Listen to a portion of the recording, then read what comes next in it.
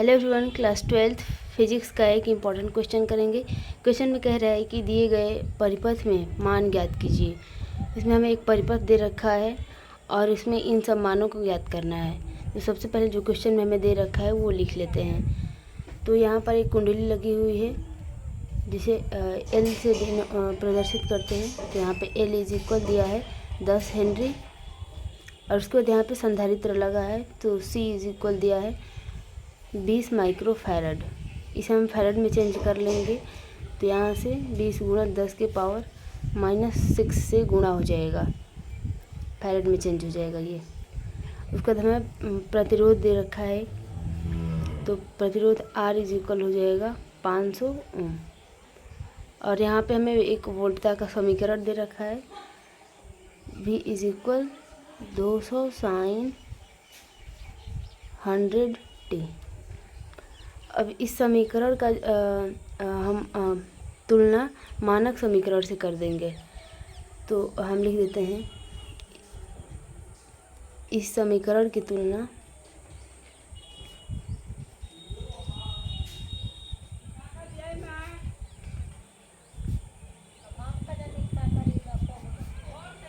मानक समीकरण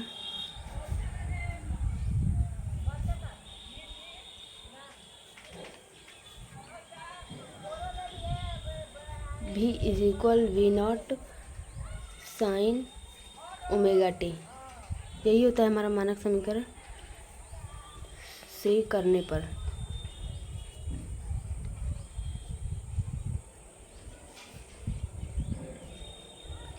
तो यहाँ से हमारा V0 जो है वो 200 है। ओमेगा का मान यहाँ पे 100 दिया है। V0 जो है वो वोल्टता का शिखर मान होता है। तो हम यहाँ पे लिख लेते हैं वोल्टता का शिखर मान V0 इज इक्वल यहाँ पे 200 और कोणीय आवृत्ति हो जाएगा ओमेगा 100 रेडियन प्रति सेकंड हो जाएगा। तो अब हम जो क्वेश्चन में हमें दे रखा था सभी मानों को हमने निकाल लिया है।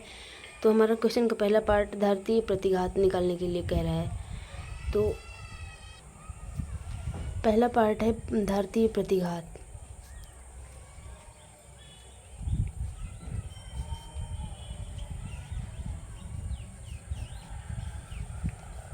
इसका सूत्र होता है XC इज इक्वल 1/ओमेगा c। तो ओमेगा का भी मान दिया है और सी का भी मान दिया है। तो यहाँ पर हम इसका मान रख देंगे। तो ये हो जाएगा 1/, ओमेगा का मान है 100 मल्टीप्लाई सी का मान है 20 गुणा 10 के पावर -6। ये हो जाएगा। उसके बाद यहाँ से ये 6 जो -6 है ये ऊपर जाएगा तो +6 हो जाएगा। तो ये हो जाएगा और ये हो जाएगा 2 × 10⁻³ 30 है तो पावर 3 लिख सकते हैं। तो यहाँ से पावर 3 यहाँ से पावर 3 से कट जाएगा। तो यहाँ पर बच जाएगा 10⁻3/2। तो ये कट के आ जाएगा 500। तो ये हमारा पहला आंसर आ गया। अब हमारा सेकंड पार्ट कह रहा है प्रेरकीय प्रतिघात निकालना है। प्रेरकीय प्रतिघात का फॉर्मूला लिख देंगे।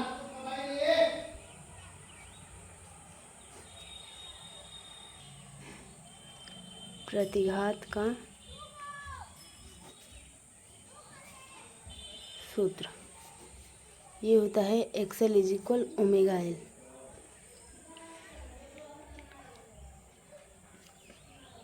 तो यहाँ से ओमेगा का मान 100 है मल्टीप्लाई L का मान 10 दिया है। तो यहाँ से मल्टीप्लाई हो जाएगा तो ये हो जाएगा 1000। तो ये हमारा दूसरा पार्ट भी हो गया। अब तीसरा पार्ट कह रहा है परिपथ की प्रतिबाधा निकालना है। तो यहाँ पे परिपथ की प्रतिबाधा का सूत्र लिखेंगे।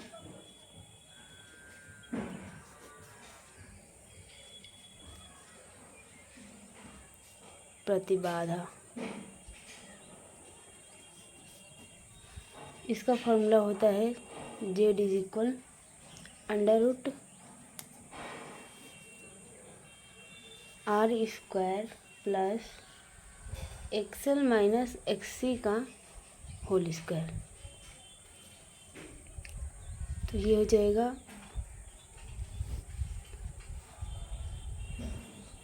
R का मान 500 है, तो इसका स्क्वायर कर देंगे, और XL का मान 1000 है माइनस, और XC का मान 500 है।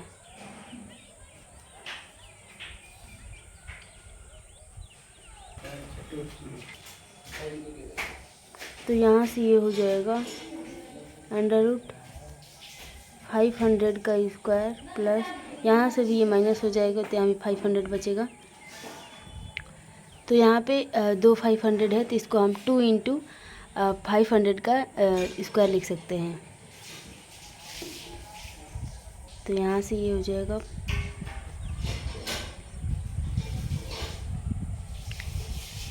इसको ऐसे भी लिख सकते हैं।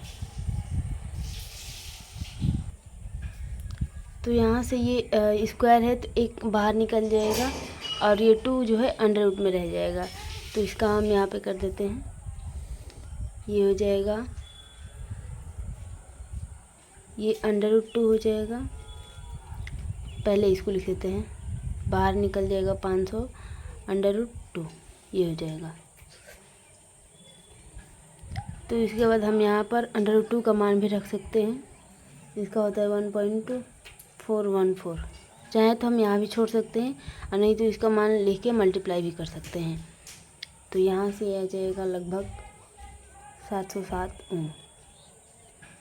उसके बाद हमारा क्वेश्चन का 4th पार्ट धारा और वोल्टता के बीच कालांतर कह रहा है।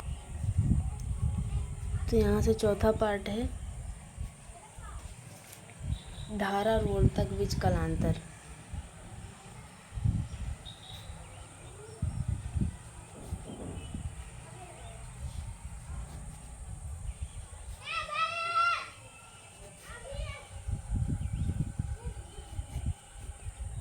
तो इसका फॉर्मूला होता है tan phi = XL minus XC/R। हमारा यहाँ जो XL है, XL का मान हमने 1000 निकाला है, और XC का मान 500 है। तो यहाँ पे जो बड़ा रहता है उसका उसे पहले लिखते हैं, और जो छोटा रहता है उसे बाद में लिखते हैं। तो यदि XC का मान बड़ा होगा तो XC को पहले लिख देंगे और XL को बाद में लिख देंगे, लेकिन हमारा यहाँ पे इसका मान अधिक है तो इसीलिए हमने इसके पहले लिखा है। ठीक है, तो उसके बाद ये हो जाएगा, इसका सबका मान रख देंगे। इसका मान 1000 माइनस 500/R का मान है 500। तो यहाँ से 500 हो जाएगा माइनस होके, ये भी 500, तो ये कट के 1 हो जाएगा।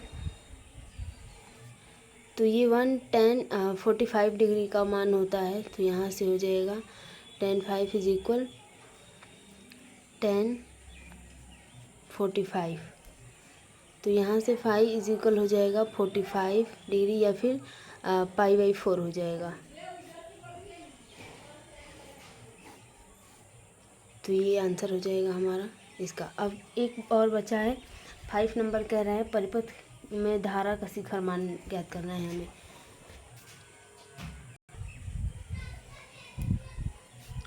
परिपथ में धारा का शिखर मान।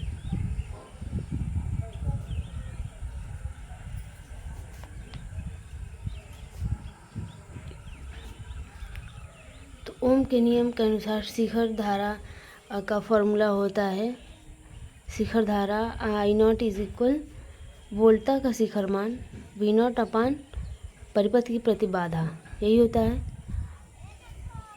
तो उसके बाद हम इन सब का मान रख देंगे। तो वोल्टता धारा का शिखर मान इक्वल हो जाएगा, वोल्टता का शिखर मान हमने निकाला है पहले से ही, क्वेश्चन इक्वेशन में दिया था। तो यहाँ से 200 था इसका, और जेड का मान हमने निकाला है इसका मान है 500√2। तो यहाँ से ये हो जाएगा, ये दोनों जीरो से दोनों जीरो कट जाएगा, तो यहाँ पे बच जाएगा 2/5√2। ठीक है, अब यहाँ से इसे हम अंडर रूट इंटू √2 लिख सकते हैं। तो यहाँ से इसे ऐसे हो जाएगा √2 इंटू √2/5√2। तो एक √2 से एक √2 कट जाएगा, तो यहाँ से बच जाएगा I0 इज इक्वल √2/5। तो ये हमारा आंसर हो जाएगा। थैंक्स फॉर वॉचिंग, मिलते हैं नेक्स्ट वीडियो में।